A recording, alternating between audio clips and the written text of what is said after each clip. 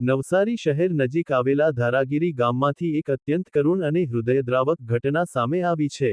ઘરની બહાર પાર્ક કરેલી એક બંધ કારમાં રમવા ગયેલા બે પિતરાઈ ભાઈઓના શંકાસ્પદ મોત નીપજતાં સમગ્ર વિસ્તારમાં શોકની લાગણી વ્યાપી ગઈ છે. પ્રાથમિક માહિતી મુજબ બંધ કારની અંદર ગૂંગળામણ અને અતિશય ગરમીના કારણે બંને માસૂમ બાળકો બેભાન થઈ ગયા હોવાનું સામે આવ્યું છે. ઘટનાની જાણ થતાં જ ગ્રામજનો અને પરિવારજનો તેમને તાત્કાલિક સારવાર માટે હોસ્પિટલ લઈ ગયા હતા, પરંતુ તબીબોએ બંનેને મૃત જાહેર કર્યા હતા. મળતી વિગતો અનુસાર ધારાગીરી ગામના જોગી પરિવારના કૈરવ જોગી ઉંમર 4 વર્ષ અને અભિમન્યુ જોગી ઉંમર 3 વર્ષ ઘરની બહાર રમતા હતા. રમતા બંને બાળકો નજીકમાં પાર્ક કરેલી બંધ હાલતની કારમાં ઘૂસી ગયા હતા. અંદરથી દરવાજો ન ખુલતા અથવા લોક થઈ જતાં તેઓ કારની અંદર જ ફસાઈ ગયા હતા. દરમિયાન ત્યાંથી પસાર થઈ રહેલી એક મહિલાની નજર કારની અંદર પડી હતી. કારમાં બે બાળકો બેભાન હાલતમાં દેખાતા મહિલાએ બૂમાબૂમ કરી સ્થાનિકો અને પરિવારજનોને જાણ કરી હતી. ત્યારબાદ ગ્રામજનોએ કાર ખોલીને બંને બાળકોને બહાર કાઢ્યા અને તાત્કાલિક ખાનગી હોસ્પિટલમાં ખસેડ્યા હતા.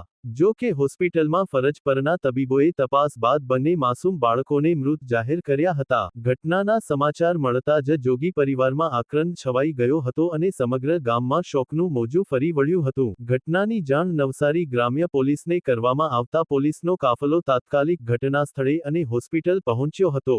પોલીસે બંને બાળકોના મૃતદેહનો કબજો મેળવી પંચનામું કર્યું છે અને મોતનું ચોક્કસ કારણ જાણવા માટે મૃતદેહોને પોસ્ટમોર્ટમ અર્થે નવસારી સિવિલ હોસ્પિટલ ખાતે મોકલ્યા છે. હાલ નવસારી ગ્રામ્ય પોલીસ બાળકોના મોત કયા સંજોગોમાં થયા, કાર કોની હતી અને ઘટનાની પાછળના તમામ પાસાઓની દિશામાં વધુ તપાસ હાથ ધરી રહી છે.